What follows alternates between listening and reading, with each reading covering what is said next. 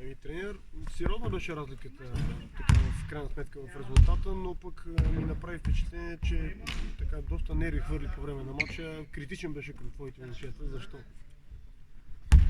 Разликата, тя се получи реално, значи в това време тя започва лека по лека да расте нагоре, помагане в такива ситуации, като имаш по-голяма разлика, да си една идея по-спокойно и толкова припрян.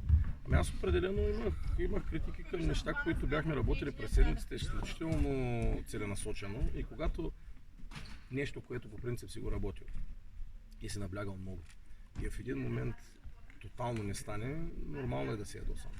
Оказа се, че може би имало и някакво нервно напрежение, имайки предвид, особено там по време доста малко по-нерезултатно като цяло, но всъщност играчите на нашия отбор, конкретно мога да кажа със сигурност, второ по време бяха значително по-добре подредени идейни в защита, значи бяха се адаптирали, а всъщност едва ли на полувремето могат да разкажа всичко, което трябва да направят.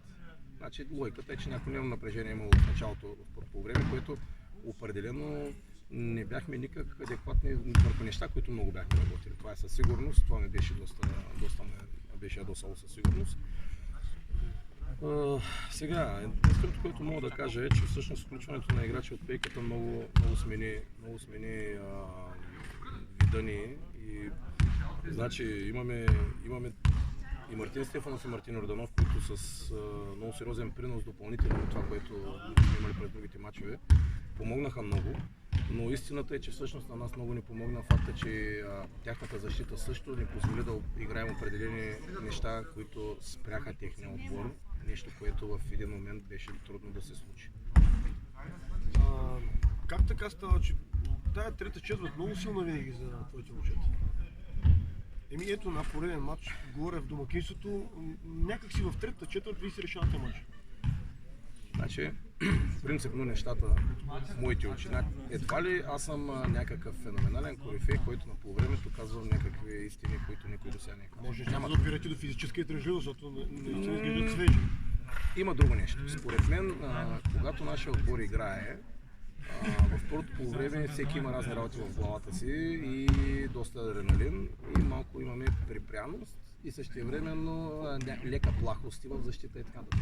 Когато отмине този адреналин, когато вече е ясно какво се е случило по време, самите играчи много по-лесно биват убеждавани и помежду си, освен не само аз ще ги убеждавам, но какво е трябвало и как е трябвало да стане. След което, когато един играч е една идея по-интелигентен, той наистина разбира кое е да и кое не, и се поправят по време на второто по време, като третата част е, нали, след почивката, влизаш наистина мотивиран, но вече го няма този първичен адреналин. Аз на това си го обяснявам, не мисля, че кой знае какви неща говорят по времето.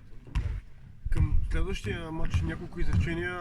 Поздравления за това, че се представяте страхотно при гостуванията. Да, липса само победата там, но какво очакваш специално от този матч? Не мога да кажа какво очаквам като резултат, понеже не искам да мисля за резултата. Изключително много искам да мисля за израстването на момчетата по отношение на идеи в нападение, индивидуални и отборни, и на идеите в защита, които се опитваме да прилагаме. Понякога изглеждаме не толкова добре, понякога изглеждаме прекрасно. Значи всички тези големи спадове и върхове искам малко да се изравнят, сега да се върнем дори назад към мача, но тези разлики, които в един момент заличихме, поведахме, после загубихме с Стара Загора. Това по принцип е нещо, което рано или късно един отбор изживява, но не е много добре да повтаря, нали, няколко пъти. Левски е много класен отбор, нека да не се залъгваме. Искам просто момчета да дадат най-добро от себе си, да бъдат умни в това, което правят, а не просто чисто емоционално и по-детски да бягаме нагоре на игрището.